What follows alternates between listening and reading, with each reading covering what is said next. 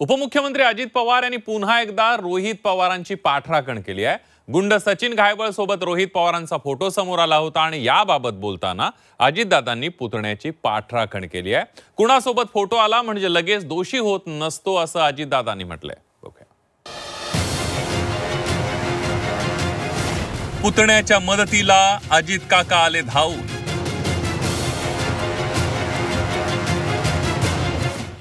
घायवळ सोबतच्या फोटो प्रकरणी रोहित पवारांची पाठराखण।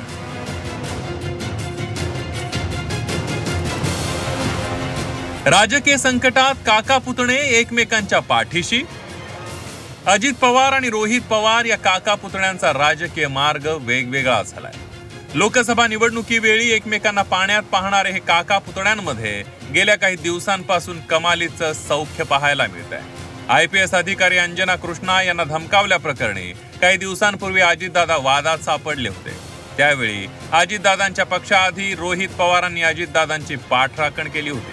पण जर चर्चा बघितली तर चर्चा हे अजितदादा असं का बोलले। एक तर अजितदादांची हिंदी कच्ची आहे, अजितदादा हिंदीमध्ये बोलले आणि अजितदादा हिंदी बोलत असताना हिंदी कशा पद्धतीने दादा बोलले हे तुम्हाला माहिती आहे। म्हणजे हिंदीमध्येच गडबड झाली आणि त्या गडबडीमध्ये मोठी गडबड झाली आणि त्या गडबडीमुळे अजितदादा अडचणीत आले असं आमचं सगळ्यांचं मत आहे। याच्यामध्ये अधिकारीही चुकले नाहीत आणि दादांची सवय आम्हाला असल्यामुळे मी दादांची काही बाजू घेतो असं नाही।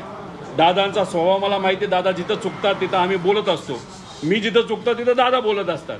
पण जे खरे ते खरे, दादांचा स्वभाव बघता त्यांची ती बोलण्याची स्टाईल आहे।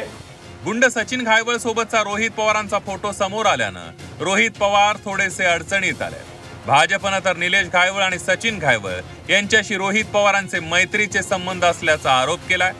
भाजपनं रोहित पवारांवर आरोपांच्या फैरी झाडलेल्या असताना अजितदादा पुतण्याच्या मदतीला धावून आले। फोटो असला म्हणजे रोहित पवारांचे घायवळशी संबंध आहेत असं होत नाही असं अजित पवार म्हणाले।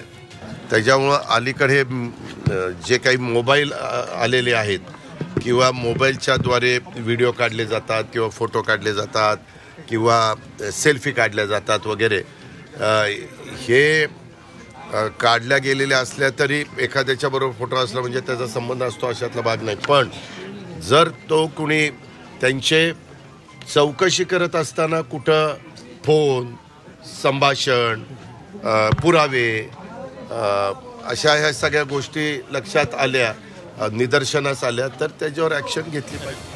भाजप मात्र अजूनही त्यांच्या आरोपांवर ठाम आहे। सचिन घायवळ हा रोहित पवारांचा कार्यकर्ता असल्याचा दावा भाजपनं केलाय।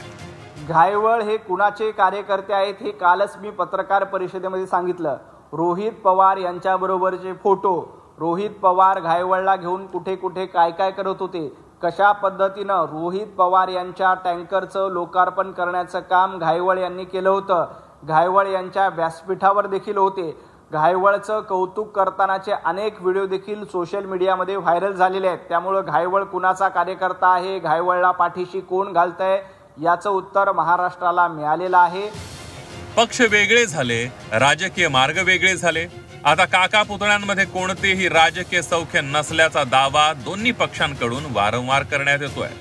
पण काका पुतण्यांपैकी कोणीही अडचणीत आल्यावर काका पुतण्यांपैकी एक जण हमखास त्यांची बाजू लावून धरतो। आणि हो, बाजू लावून धरताना काका किंवा पुतण्या थेट आपल्या आघाडी किंवा महायुती विरोधात भूमिका घेण्यास मागे पुढे पाहत नाहीत, हे सुद्धा पुन्हा पुन्हा अधोरेखित झालंय। ब्युरो रिपोर्ट, झी 24 तास, मुंबई।